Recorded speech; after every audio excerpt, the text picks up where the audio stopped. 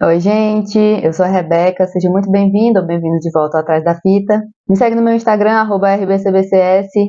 E antes da gente começar rapidinho, eu só queria dizer que eu vi os comentários da galera pedindo mais vídeo longo. Até uma pessoa que pediu 2 vídeos de 1 hora por semana. E eu só queria dizer que, por enquanto, pelo menos, eu não consigo fazer isso. Eu não tenho dinheiro para pagar um editor ainda, então eu tô fazendo tudo do canal sozinha. Então, 2 vídeos desse tamanho por semana é meio que impossível, por enquanto. Então eu vou deixar uma enquete na aba comunidade para vocês votarem se vocês preferem 2 vídeos por semana mesmo, sendo um pouquinho mais curtos, ou um vídeo por semana, mas assim, o vídeo com todas as informações, meia hora no mínimo. Ou você também pode deixar aí nos comentários o que você prefere, tá bom? Beleza? E se você quiser e puder me ajudar a pagar um editor, você agora pode se tornar membro do canal a partir de R$ 2 por mês, ou mandar aquele valeu com o seu comentário para fortalecer a amizade, tá bom? Belezinha? Se puder ajudar mesmo, tá? Eu agradeço de coração. Ufa, né? E agora sim, sem mais enrolação, vamos pro caso de hoje. Penny Williams tinha um sonho: arranjar um homem bom para ela poder ser uma esposa cuidadosa, uma mãe amorosa, ter uma casa bem bacana para a família dela, mas imagem de comercial de margarina impossível. O problema é que a Melanie tinha crescido numa família bem complicada, bastante caótica, para não dizer daquelas bem insuportáveis, sabe? E um fato é que, muito além do DNA que a gente nasce com ele, uma coisa que afeta o nosso desenvolvimento é o ambiente em que a gente cresce. E existem vários estudos psicológicos mostrando a relação que existe entre crescer numa família violenta e vários problemas psicológicos que você cria na idade adulta, né? Então, questões com raiva e outras coisas bem problemáticas.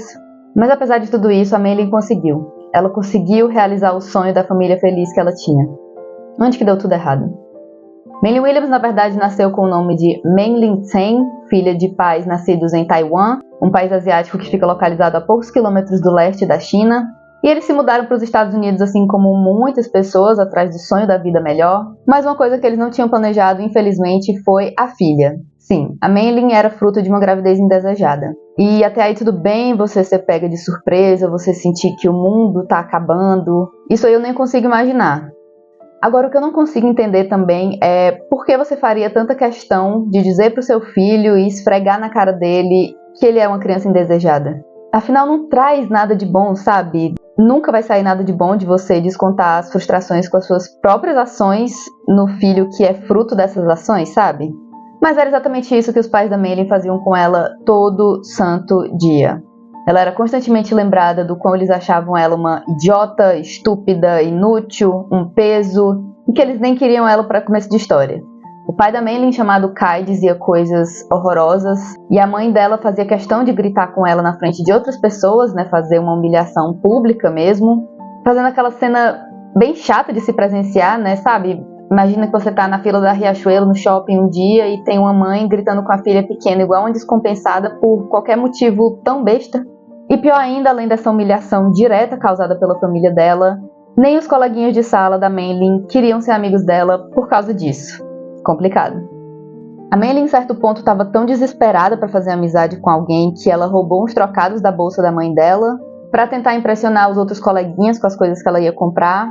E quando a mãe dela descobriu o que ela tinha feito, o que você acha que ela fez? Exatamente, ela foi na escola da Melanie gritar com ela na frente de todos os coleguinhas mais uma vez. E não tentando justificar nada que a Melanie vai fazer daqui pra frente, mas os indivíduos mais perturbados da cabeça que eu já ouvi falar, quando você olha a infância deles, você meio que fica... Ok, eu entendo de onde veio, não justificando, não justifica nada do que eles fazem, mas explica por que a pessoa não bate bem na cabeça, sabe? E esse caso, pra mim, é o exemplo perfeito disso.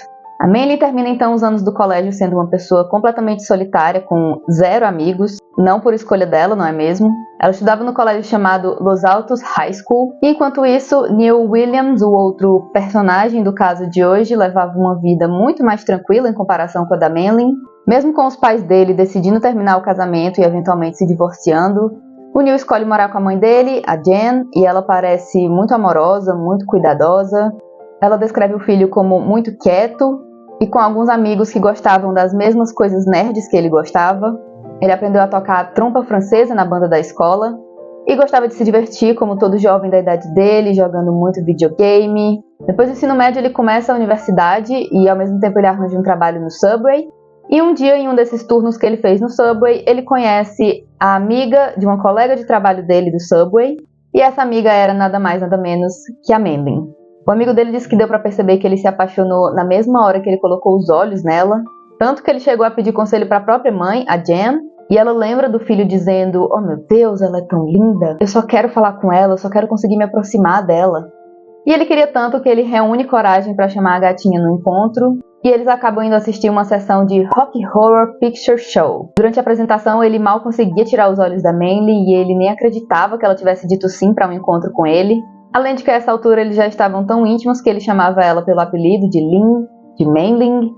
Quando ele volta para casa, novamente ele fala para a mãe o quão animado e apaixonado ele está. Afinal, o sonho de qualquer jovem é conseguir uma chance com o crush, não é mesmo? Ele também fala que ela gostava das mesmas coisas que ele e ele sentia que podia conversar de tudo com ela. Um sonho. Um jovem completamente apaixonado, não é mesmo? Sabe como é? E mesmo sem ter um amigo que pudesse dizer se a Manley estava gostando do Neil tanto quanto ele gostava dela, eu vou chutar que sim, porque em algumas semanas ela já estava grávida dele, e eles passam por uma fase um pouco difícil, afinal os dois estavam tentando se formar na universidade ainda, com nenhum plano de se casar ou morar juntos até então. E óbvio que quando a Jen, a futura vovó, recebe essa notícia, no começo ela fica um pouco nervosa, mas ela resolve respirar fundo e pensar: beleza, o que a gente vai fazer agora? Afinal, até então a Lynn parecia uma garota ótima, o filho dela estava totalmente apaixonado, dava pra fazer as coisas funcionarem, né? A Lynn resolve manter a gravidez e, além disso, ela também resolve que, ao contrário do que os pais dela tinham feito com ela estava determinada a amar essa criança o melhor que ela podia. Afinal, ela sabia em primeira pessoa como dói ser humilhado e maltratado pelas pessoas que, em teoria, deviam te amar mais do que tudo no mundo, e ela não queria passar isso pro filho dela. Assim, no dia 26 de julho do ano 2000, nasce Devon Williams, o primeiro filho do casal, mas nessa época, além de estar grávida, a Manley também estava se virando dormindo no sofá dos amigos, porque os pais dela expulsaram ela de casa por causa da gravidez. Afinal, com tudo que você ouviu até agora, você esperava alguma coisa diferente deles? Na minha humilde opinião, eles só queriam uma desculpa, mas, sério, que crueldade. E além dos amigos, ela também tinha a mãe do Neil, onde ela começou a dormir cada vez mais, até um dia as coisas ficarem um pouco tensas entre elas, porque a Lynn já estava praticamente morando com a família a essa altura, e um dia elas estavam no carro, a Jen dando uma carona para a Lynn para algum lugar.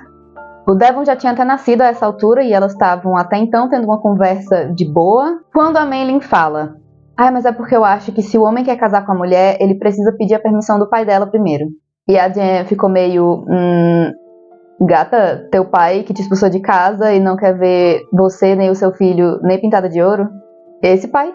Enquanto eu tô ajudando a sustentar você, o meu filho e o meu neto? Mas eu já ouvi dizer, né, que os orientais são muito ligados à cultura e tradições, então talvez seja isso. Mas a Jen fica de verdade muito irritada com esse comentário da Lynn. E ela ainda acrescenta: na verdade, se você quer casar com meu filho, talvez você tenha que me pedir autorização, tá? E a Manley realmente responde: ok, posso casar com seu filho? E a Jen lembra de ter respondido exatamente sim. Se você prometer não machucar ele.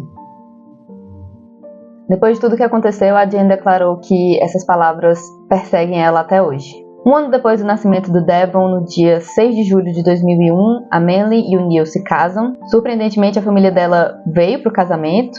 Eles, inclusive, se casaram numa igreja taiwanesa. E foi uma celebração bem grande entre as duas famílias. Eu já ouvi dizer que o casamento tem o poder de unir as pessoas assim, né? Ok. Depois do casamento, eles vão morar nesse condomínio que a família da Manley tinha, localizado em Holland Heights, no estado da Califórnia, o que me leva a acreditar que realmente eles expulsando a filha grávida de casa não era por uma questão financeira. O problema dos pais da Manley era o caráter mesmo. O casal não tinha nenhuma ilusão de que essa ia ser a casa pro resto da vida deles, mas eles tiveram um tempinho pra ficar mais confortável e tentar colocar a vida nos eixos, sabe? Ok? Maravilha! 2 anos depois, em setembro de 2003, nasce o segundo filho do casal, com o nome de Ian Williams. E a Jen, agora avó dos 2 meninos, descreveu o Devon, o mais velho, como brincalhão, bem bobinho, mas que sabia a hora de se comportar. E quando ele foi crescendo, ele começou a demonstrar muito interesse em macacos. Macacos, o bicho, sabe? Enquanto o Ian, um bebezinho que tinha acabado de chegar na família, era um pouco mais difícil de lidar, cheio de energia, provavelmente até pela idade, já que ele era mais novinho. Basicamente um pequeno agente do caos, sabe? Então, por exemplo, se o Devon estava brincando de construir alguma coisa, o Ian ficava ali do lado só esperando o momento certo de derrubar a construção do irmão. Esse tipo de coisa, né? Irmãos sendo irmãos. Eu tenho uma irmã, eu sei como é, viu? E até aí não era nenhum problema também. Quem via os irmãos brincando juntos, na verdade, achava muito fofinho. E é isso, né? A Maylin tinha conseguido pelo menos a maior parte do que ela queria. A essa altura ela tinha um ótimo marido, uma casa boa pra morar, 2 filhos lindos. Ela podia não estar nadando em dinheiro, como prega o sonho americano. Então nessa época a rotina da Maylin era mais ou menos acordar de manhã, alimentar os filhos, preparar a lancheira deles pra escola, levar eles pra pegar o ônibus pro colégio, se arrumar pro trabalho dela de garçonete, colocar um batonzinho, um rímelzinho, trabalhar, voltar para casa e basicamente repetir tudo de novo no dia seguinte. Rotina.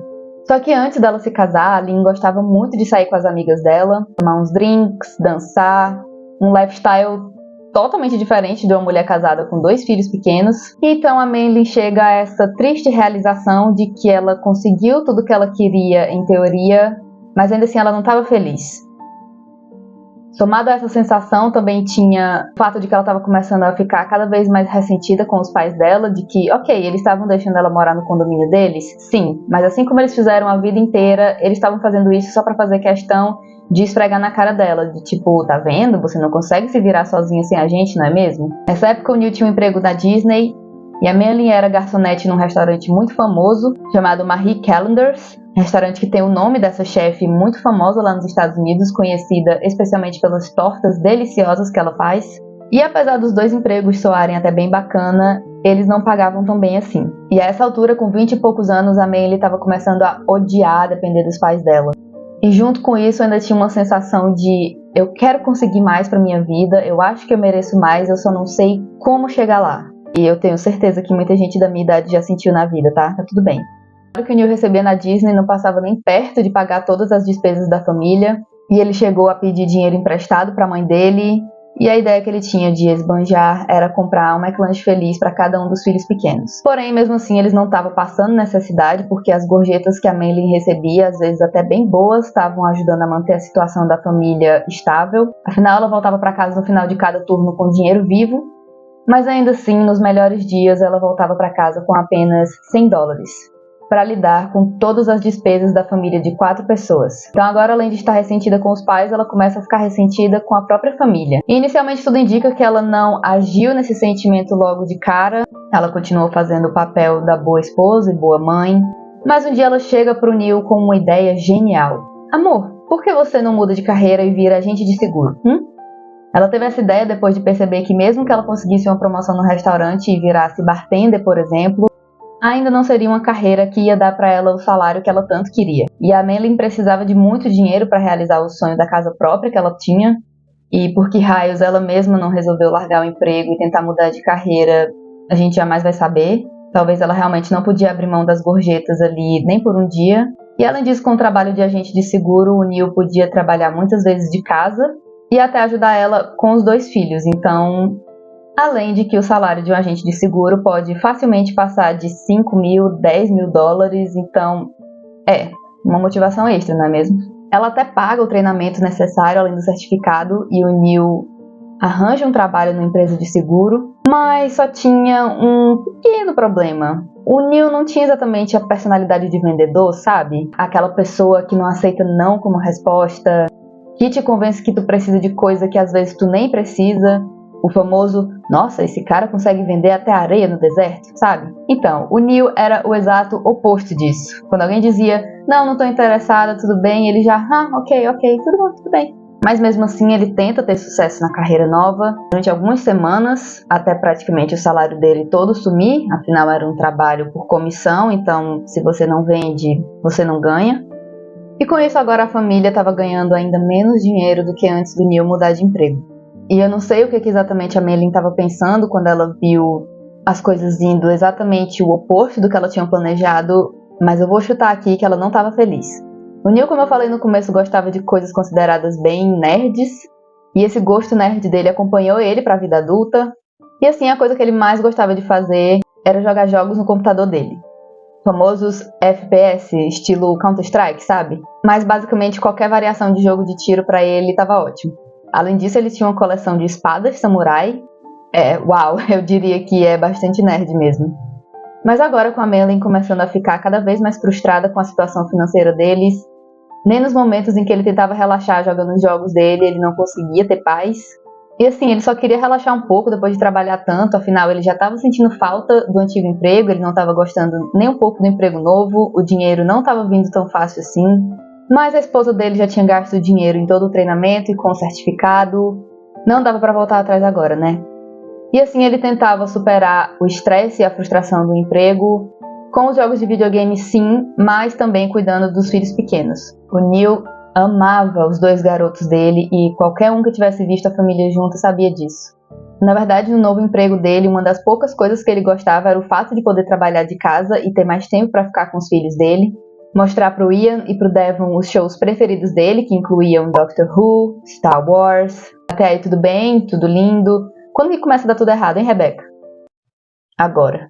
Depois de apenas 3 meses com o marido no emprego novo, a Mandy está muito frustrada, irritada e, pior do que isso, ela está entediada com a rotina de mãe e esposa. Afinal, a vida em família não estava sendo nem um pouco tudo o que ela tinha sonhado. O Neil com certeza não estava sendo o que ela tinha esperado, apesar dele ser um cara bem doce, um ótimo marido e um excelente pai. Mas aparentemente a Mandy esperava que ele mudasse de personalidade da noite pro dia, o que não ia acontecer tão facilmente assim. E assim, a Mandy resolve pedir o divórcio. Sim, um dia ela só chega pro Neil: cansei, tá? Não quero mais ficar contigo, eu sei que a gente tem 2 filhos pequenos juntos, mas tchau, querido. O Neil é pego meio de surpresa e, claro, não fica nem um pouco feliz ouvindo isso. Até porque ele ainda lembrava o tanto que ele tinha sofrido na infância com o divórcio dos pais dele. E ele não queria fazer os filhos dele passarem por isso de jeito nenhum. Até porque eles tinham 3 e 7 anos de idade, mas ainda assim novinhos demais para passar por tudo isso. E ele estava tão disposto a fazer a esposa mudar de ideia que no dia seguinte ele chegou no trabalho com uma atitude totalmente diferente. Ele ia vender bastante dali para frente. Mas ao que tudo indica, o Neil demorou um pouco para pegar o jeito da coisa, sabe? E ele só acaba se frustrando ainda mais, começando a se sentir até um pouco depressivo e literalmente contando os segundos para acabar o turno de trabalho e ele voltar para casa e jogar videogame com os 2 filhos pequenos dele. Era só isso que ele queria. Enquanto isso, a Maylin também estava começando a ficar depressiva com todo esse desgosto, essa frustração que já crescia dentro dela fazia tanto tempo. Mas ao contrário do marido, ela queria ficar o mais longe da família possível. E assim ela volta a marcar de sair com as amigas que ela tinha conseguido manter contato. E esses rolês começam a ficar cada vez mais frequentes. Até que um dia alguma coisa acontece, a gente não sabe exatamente o que, mas a gente sabe que o Neil teve um pressentimento. Ele sentiu que agora a esposa dele parecia que estava fazendo mais do que só sair inocentemente com as amigas para dançar, aproveitar uma noite juntas. Ele começou a ter um pressentimento de que tinha uma terceira pessoa envolvida. O famoso Ricardão, comedor de casadas, entrou no chat. E se você nunca passou por isso, você talvez não entenda, pode achar que é besteira, a pessoa só tem um sentimento, mas você sabe quando o seu parceiro de anos tá fazendo caquinha, tá? Vai por mim, você só sente. Ela começa a se afastar cada vez mais, quando o Neil tenta conversar e resolver as coisas com ela, perguntar o que estava acontecendo, ela não quer nem saber, não dá 2 segundos de moral pra ele. Ela estava sempre irritada com tudo que ele tinha pra dizer. E ele nem lembrava a última vez que eles tinham se dado um beijo ou muito menos feito um amorzinho gostoso. Até que um dia a Maylin pede pra Jen, né, a mãe do Neil, a avó dos filhos dela, se ela podia cuidar deles porque ela precisava receber uma promoção no trabalho dela, só que com essa promoção ela tinha que viajar para fazer um treinamento para ela poder assumir a posição de gerente do restaurante. Que massa, né? E é exatamente isso que a Jen pensa quando ela aceita fazer esse favor para ajudar a Nora, né? Só tinha um pequeno problema. Era tudo uma grande mentira da Maylin. E pior ainda, na verdade ela estava indo se encontrar com um crush antigo que ela tinha conseguido encontrar através do Facebook. Pior do que isso, era o crush do colégio. Sim, o colégio onde ela era humilhada frequentemente pela mãe dela e ela sabia que ela jamais teria uma chance de qualquer menino sequer olhar para ela. Então agora você imagina, anos depois, de repente no Facebook você ter uma chance com o seu crush da adolescência. Uau! E eu vou aqui apelidar o crush dela de Jake. Então um dia o Jake recebe uma mensagem da Maylin no Facebook, ele até lembra dela e eles acabam conversando bastante. E imagina você conversar com seu crush de verdade pela primeira vez na vida, a emoção que ela devia estar sentindo, meu Deus. Até porque a Maylin já estava entediada com a vida em família dela fazia tempo, e como uma criança criada no caos, a pior coisa que pode acontecer é ela ficar entediada. Já dizia a Ariana Grande, termine com a sua namorada, eu estou entediada. E então, com essa emoção da paixão tão grande correndo nas veias dela, a Maylin até resolve assim deixar de lado o pequeno detalhe de que ela era uma mulher casada, mãe de 2 filhos. Afinal, o que importava era que ela estava tendo a chance da vida dela, a chance de viver o romance de adolescência que ela sempre sonhou. E quem é do tipo que se apaixona da noite pro dia vai entender a sensação que eu tô falando. Além de ser um cara que ela já tinha crush anos atrás, então além da sensação de ter a chance com o crush, tinha também a sensação, tipo aquela... Você ter aquele amigo no MSN que você passa meses rindo junto, trocando piadas internas e finalmente chega o dia de você conhecer a pessoa e você tá quase... Eu acho que eu entreguei a minha idade com o MSN, mas tudo bem. Enquanto o Jake provavelmente estava... Aquela garotinha nerdzinha do ensino médio ficou gatinha, hein? A Maylin estava completamente apaixonada. E era isso, poxa vida. A primeira coisa que deixou ela feliz de verdade em anos, a parte que faltava nela. E finalmente, quando eles se encontram, tudo vai muito bem. Eles passam 2 dias na viagem, jantando juntos e até trocando uns beijinhos em público. E quando o Jake diz pra ela que ele tinha o próprio emprego, o próprio apartamento, ele não tinha filhos, o que a Maylin escuta é isso? É a minha chance de recomeçar? Meu passaporte para uma nova vida? Mas no final da viagem, o Jake chega pra ela e fala: Gata, eu me diverti pra caramba, eu gostei muito de você, que massa a gente se reencontrar depois de tanto tempo, muito legal, muito bacana. E eu só consigo imaginar o coração da Maylin quase saltando do peito ouvindo isso, imaginando se ele ia mandar um mas. E é exatamente isso que o Jake faz. Ele completa: mas eu não tô afim de nada sério no momento, e além disso, eu não quero atrapalhar o casamento de ninguém, especialmente alguém com 2 filhos pequenos. Sim, ele sabia que ela era casada, e assim, que entre nós, se me perguntar, eu diria que ele já atrapalhou o casamento dela o suficiente, mas tudo bem. E é nesse momento em que o mundo inteiro da Maylin para. Tudo parou. A alegria, a excitação, a expectativa, os planos que ela estava criando. Tudo parou e de repente ela foi forçada a encarar a realidade dela. E claro que para ele era muito fácil ele voltar a viver a vida dele em paz de comedor de casada, mas e para Maylin? Ela já tinha ido longe demais para voltar agora, e pior, agora ela sentia que ela precisava dessa paixão, ela precisava dessa emoção. Tinha sido a melhor coisa que ela tinha sentido nos últimos meses, talvez anos. E só Deus para saber mesmo o que a Maylin estava pensando quando ela estava dirigindo de volta para casa sozinha naquele carro. Vergonha, arrependimento, ódio da vida dela, talvez tudo. Afinal, o Neil já estava sentindo que tinha alguma coisa errada antes dessa viagem.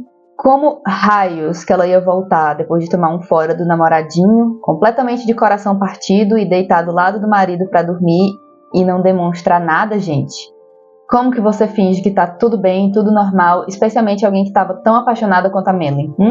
E eu realmente não sei como ela disfarçou ou como ela tentou disfarçar, mas eu sei que ela fez isso. Nas semanas seguintes, ela combina de sair com as amigas para um bar chamado TGIF Fridays, que nem a música lá da Katy Perry, que significa graças a Deus é sexta-feira. E nesse dia fatídico, 7 de agosto de 2007, já tinha dado umas 10 horas da noite. E as amigas dela até resolvem ligar para confirmar se ela realmente ainda ia sair com elas, porque geralmente ela chegava bem mais cedo do que isso. Até aí tudo bem. O Neil estava jogando videogame, os meninos já estavam na cama.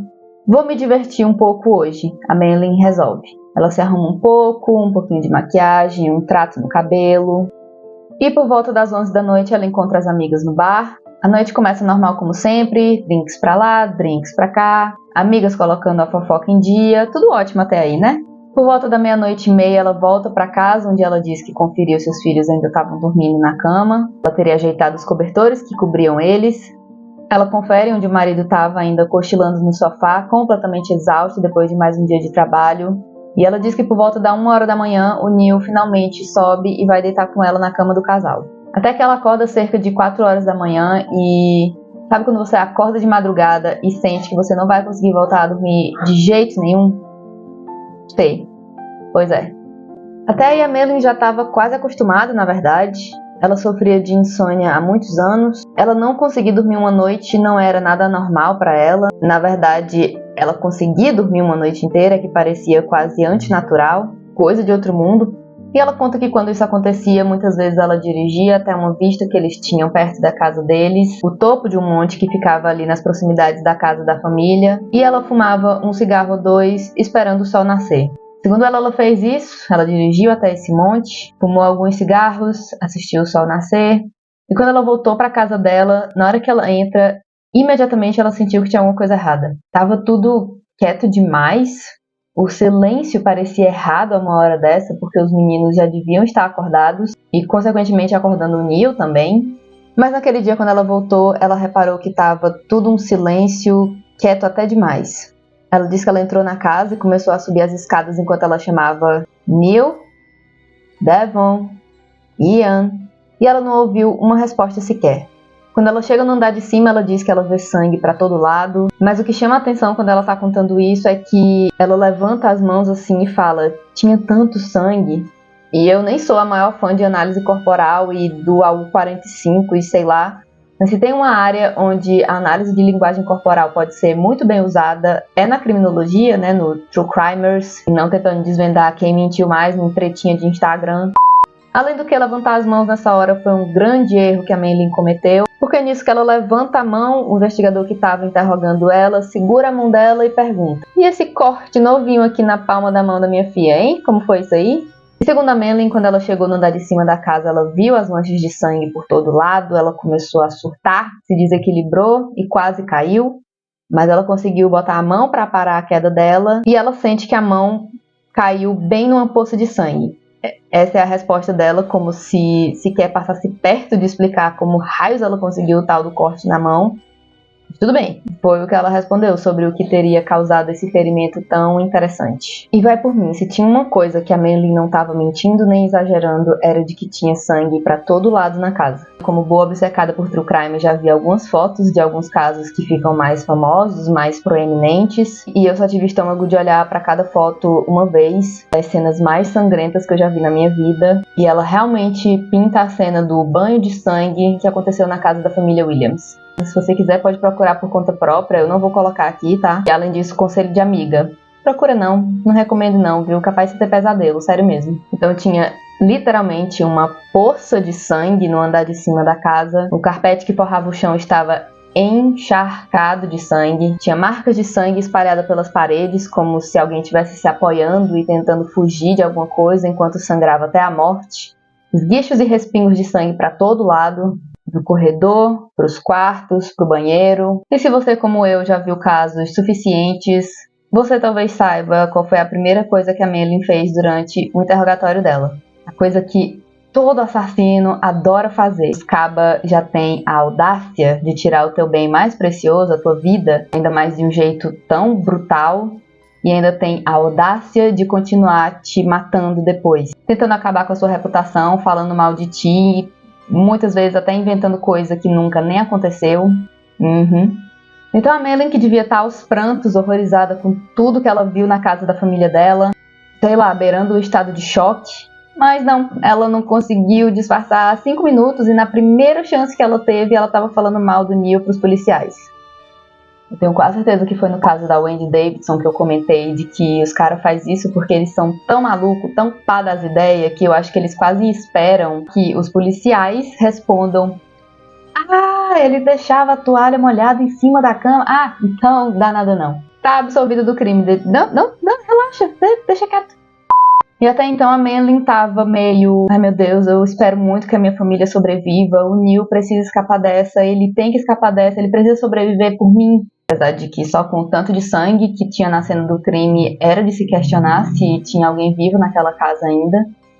Tudo bem. E quando os policiais dão a notícia de que... Quando o policial dá a notícia pra Maylin de que a família dela completa estava morta, o Neil por quase 100 golpes de espada e os 2 meninos com suspeita de sufocação com o próprio travesseiro que eles usavam na cama deles, a resposta dela foi: oh não...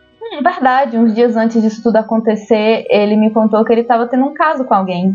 Sim, nesse caso a gata não estava só mentindo, como projetando com toda a força os pecados dela mesma no marido morto. E pra Maylin, eu não sei por que fazia tanto sentido na cabecinha perturbada dela de acusar o marido logo disso. Ok, seu marido te confessou ontem à noite que ele estava te traindo e Hoje ele tá morto, atacado brutalmente, e você tá com esse corte esquisito na mão que você não consegue explicar de jeito nenhum. Ok. Mas eles continuam a investigação e eles começam a conversar com os amigos e a família do casal. E a reação unânime foi de: o quê? O Neil traindo a esposa? Nunca, jamais. Ele não saberia nem por onde começar a ter um caso com alguém. Além disso, arriscar estragar o casamento que ele estava com todas as forças tentando manter? Jamais. Agora, curiosamente, quando os policiais perguntam se talvez a Manley poderia estar tendo um caso com alguém, a Jen de repente lembra de todas as vezes que o filho chegou para ela tristonho, cabisbaixo, achando que tinha algo de muito errado com o relacionamento, se sentindo muito menos do que suficiente e tendo quase certeza de que ele estava perdendo a esposa para um outro alguém. E assim a Jen fala para os policiais tudo que ela conseguiu lembrar, não porque logo de cara ela achasse que a Manley tivesse alguma coisa a ver com o crime, mas vai que o cara que ela arranjou para namorar era maluco das ideias, sabe? Então a Jen confirma para os policiais: eu tenho quase certeza que ela estava se envolvendo romanticamente com outra pessoa. Quando a investigação chega na casa da família, os detetives checam de tudo, até os itens mais pessoais, as malas da família, todos os móveis, gaveta por gaveta. E mesmo sendo novidade nessa época, no começo dos anos 2000, eles checam uma evidência muito importante, que era o computador do Neil. A primeira coisa que chama a atenção quando eles veem o computador é o suposto bilhete que o Neil teria escrito antes de tirar a própria vida, se é que você me entende. Mesmo sendo um método de tirar a própria vida que ninguém nunca tentou antes, se cortar com uma espada samurai mais de 100 vezes até ficar num estado irreconhecível, mas parecia que alguém queria muito que a polícia acreditasse que o Neil tinha feito tudo isso com ele mesmo. Ele estava desesperado e ele não queria viver mais um dia sequer, óbvio. Não tinha outra explicação não, né? Mas assim, só para você entender o absurdo desse cenário. As feridas de defesa do Neil de quando ele estava tentando se defender do atacante tão cruel dele chegavam no nível de que algumas pontas dos dedos dele tinham sido cortadas fora, as mãos completamente destruídas pela violência desse ato tão brutal. Não tem como. 0% de possibilidade disso tudo ter sido obra dele mesmo, ainda mais usando a espada preferida da coleção dele. E como ainda estava no período em que a polícia podia manter a Lynn sob custódia, eles levam ela de volta para a sala de interrogação e em algum momento, por volta das 11 horas da noite, eles dão essa notícia, essa nova informação do suposto bilhete de fim de vida do Neil. E nisso a Manley ainda agindo como se, obviamente, ela não tivesse nada a ver com isso. Mas os policiais já sabiam do caso dela, o affair que ela estava tendo com o Jake. E quando eles jogam essa informação, a atitude dela foi meio: mas não era nada demais, coisa boba, eu nem gostava dele tanto assim. E até o Jake primeiramente tenta negar que ele teria feito alguma coisa com ela, mulher casada, não, quero não. Mas quando ele é pressionado pela polícia usando as mensagens que ele tinha trocado com a Manley, ele acaba confessando tudo. E quando eles falam pra Manley: não era nada demais não? E essa viagenzinha romântica que você fez pra encontrar o seu amante, hein, gata? Aí sim, ela até admite, a seriedade do affair, já que não tinha mais nenhum outro jeito, mas ela continua dizendo que não teve nada a ver com o ataque da família dela, que isso não seria motivo suficiente para ela matar a família dela. E é quando os policiais pegam ela totalmente de surpresa com uma nova evidência, que era a bituca de cigarro que eles encontraram na cena do crime, coberta com o sangue do Neil e que era da mesma marca do maço que a Manley adorava usar. E agora, hein? A gata não tinha conseguido explicar nem o corte na mão dela, o que diabo é que ela ia dizer agora? E realmente ela não consegue explicar isso de forma nenhuma, então ela meio que só congela por alguns segundos e começa a ficar muito chateada com os policiais. Quando eles perguntam por que ela tá chateada, ela responde: sei não, viu? Não sei se eu devia ligar logo pro meu advogado ou se eu devia contar tudo pra vocês. Os detetives, óbvio que pegam essa deixa e usando as técnicas de interrogação com as quais os policiais de lá são treinados, eles conseguem fazer a Manley começar a se abrir um pouco e, pra minha genuína surpresa, ela confessa tudo. Tudo. Não que a essa altura ela tivesse muitas opções também, né? Mas a Maylin começa a contar que depois de botar os filhos para dormir, ela desceu até a cozinha, colocou luvas, voltou para o andar de cima, andou até o quarto dos filhos, sentou na cama junto com o Ian, o filho mais novo, a essa altura com apenas 3 anos de idade, pegou o travesseiro da cama dele e colocou sobre o rosto do garoto até ele ficar inconsciente e ela ter certeza absoluta que ele não estava mais respirando. Depois disso, ela vai até a parte de cima do beliche, onde o Devon, de 7 anos, ainda dormia de alguma forma, sem nem sentir o perigo que tinha acabado de entrar no quarto dele. E então, a Maylin faz com ele a mesma coisa que ela tinha feito com o Ian. Depois disso, ela novamente levanta o cobertor até a altura do queixo deles e ajeita o braço para que os meninos parecessem quase que estavam dormindo tranquilamente. Segundo ela, o plano original era acabar com a vida dos filhos, esperar o Neil encontrar eles. E ela achava que com a dor do luto, com a confusão, ele ia automaticamente se achar um pai tão terrível que ele ia tirar a própria vida num ato de desespero. Mas parecia que depois de matar os 2 filhos, alguma coisa dentro dela tinha quase se partido. Ela não conseguia mais esperar um segundo sequer para se livrar da família completa e finalmente poder ser livre. Isso tudo na visão perturbada da Maylin, tá, galera? Eu não tô concordando e nem defendendo com nada disso aqui, não. E isso é quando ela anda até a coleção de espadas de samurai do Neil e ela pega a que ela achou mais afiada para ela poder terminar o plano macabro dela. Pra mim aí, na minha humilde opinião inútil, numa dose final de narcisismo, usando uma coisa que a pessoa gostava tanto para cometer a traição final de roubar a vida dela. Enquanto isso, o Neil também ainda estava dormindo tranquilamente na cama dele, quando a esposa se aproxima com a espada na mão. E ela diz que ela até parou um momento para pensar no que ela estava prestes a fazer, mas, poxa, ela já tinha matado os 2 filhos. E dessa vez, sim, ela tinha ido longe demais para voltar atrás agora, não é mesmo? Ela só precisou de um tempo para aceitar o tamanho da brutalidade do que ela ia cometer e ela baixou a espada. Então ela acerta o Neil bem no peito e ele levanta da cama muito assustado. E a Maylin continua atacando ele e acertando ele de novo, e de novo, e de novo, e de novo. Segundo a autópsia, o corpo do Neil levou quase 100 golpes de espada, tentando escapar da fúria da esposa, enquanto ela acertava o rosto, o pescoço, as mãos, braços dele, finalmente liberando todo o ódio e frustração que pareciam que estava borbulhando dentro dela há meses, talvez até anos. E enquanto isso, as únicas palavras que ela lembra de ter ouvido o Neil falar foi: Me ajuda. Segundo o legista do caso, os ferimentos do Neil incluíam 2 pontas do dedo faltando na mão esquerda, vários dedos quebrados no processo de tentar se defender, um total de 22 cortes apenas nas mãos. Mas a ferida responsável por tirar a vida dele foi o corte bem no peito que ele levou e atingiu o ventrículo direito e a artéria aorta, a maior artéria do corpo humano, e causando assim a perda de sangue massiva que causou a morte do Neil em questão de minutos. Os 2 pulmões também foram perfurados, além do intestino, e até a parte de trás da cabeça dele foi atingida, causando uma fratura no crânio e sangramento no cérebro. Jesus Cristo, tudo isso para ficar com o crush que ela encontrou no Facebook, meu Deus do céu. Também, segundo o legista, o Neil até podia ter tido uma chance de sobreviver à maior parte dos cortes do ataque, até ele levar o golpe final que atravessou o coração e tirou a vida dele.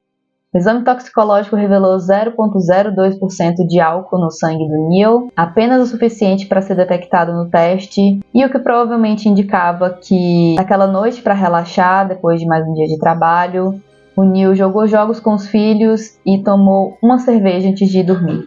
No julgamento, a defesa da Maylin tentou de tudo. Eles passaram um bom tempo falando da infância difícil e traumática que ela teve e contando todos os detalhes das histórias que eu falei lá no começo. Mas o promotor do caso, então o advogado do estado que queria condenar a Maylin pelo crime, ele também não estava de brincadeira não, viu? E ele pintou muito bem na cabeça do júri a imagem do quão bizarro, perturbador e brutal esse caso era. O caso de uma mulher tão descontrolada e raivosa, um verdadeiro perigo para a sociedade, e essa era a única solução que ela conseguia pensar para resolver a vida dela e ser livre. Tirar a vida do homem que ela jurou amar e honrar até o dia da morte deles e dos 2 seres humanos que ela mesma tinha trazido para esse mundo. divórcio não era uma opção, fugir com a amante dela, o que assim já seria bem mas também não era uma opção. A única opção possível para Manley era assassinato. E assim, depois de ouvir os dois lados da história, além de analisar centenas de evidências, o júri, em unanimidade, considerou a Manley culpada dos assassinatos do ex-marido e dos filhos dela. Mas em relação à pena de morte, eles não chegaram à unanimidade, e com isso o pai da Manley teve a chance de implorar pela vida dela no tribunal, que até aí ok, né, eu entendo, um pai implorando pro sistema de justiça não tirar a vida da filha dela, apesar da coisa horrível que ela fez. Mas considerando como esse pai em específico tratou ela a vida inteira, eu não sei. Não me desceu bem essa atitude dele. Para mim soa muito mais como um ato de orgulho e uma tentativa de manter a aparência da família feliz do que um ato desesperado de um pai que amava tanto a filha dele, sabe?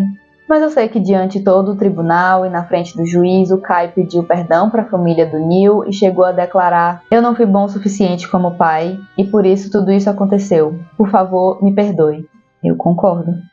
E então, como o júri não tinha chegado a uma decisão na pena de morte, eles tiveram que fazer outro julgamento, que aconteceu no dia 12 de janeiro de 2012. E dessa vez, o júri chegou ao veredito de pena de morte para Manley Williams pelas 3 acusações de homicídio em primeiro grau. E a condenação foi declarada apenas uma semana depois, no dia 19 de janeiro de 2012. E a notícia mais recente que a gente tem da Manley é que ela ainda está viva, mas no corredor da morte, esperando a execução dela. Que essas coisas lá nos Estados Unidos demoram uma vida. E é isso, gente. Eu ia dizer que eu não tinha muito o que comentar sobre o caso de hoje, mas eu acho que eu comentei até um pouquinho demais. Mas eu sei que esse caso, pelo menos, me deixou reflexiva sobre muitas coisas. E diz aí o que você achou nos comentários pra gente poder conversar. Tem alguns comentários que às vezes eu vejo que eu tô pensando em começar a trazer pra cá pro vídeo pra gente poder ter uma discussão, porque, assim, tudo bem, é um monstro, é uma pessoa, além de pá das ideias, mas o que me intriga às vezes é como? Como que um ser humano chega nesse ponto? Como que... E é isso. Se você gostou do vídeo mais longo, por favor, deixa o like aí pra recompensar o meu esforço. E eu te vejo quando eu terminar de editar o próximo vídeo, tá bom? Deixa aí se você prefere vídeos mais curtos mesmo, 2 vezes por semana, ou vídeo mais longo, mesmo que for para ser só uma vez por semana, por favor. E é isso. Se cuida, se hidrata, se inscreve no canal. Até a próxima e tchau!